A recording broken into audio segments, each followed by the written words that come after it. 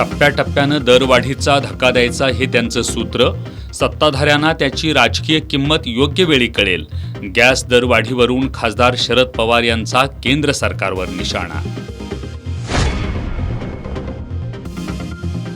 Online खत booking प्रक्रियेमुळे शेतकरी त्रस्त.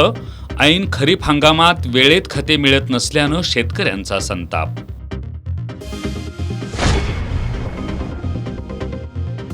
सुट्ट्यांमुळे कोल्हापूर झालं हाऊसफुल्ल. 2 दिवसात सुमारे 2.5 लाख भाविकांनी घेतलं श्री अंबाबाईचं दर्शन.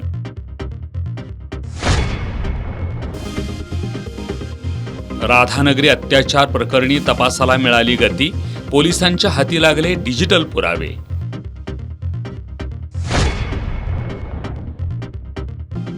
आणि नेरळीत सतेज ऋतू केसरी बैलगाडी स्पर्धा उत्साहात संपन्न. लिंगनूरच्या अजिंक्य कोपर्डेकर यांच्या बैलगाडीने मिळवला पहिला क्रमांक.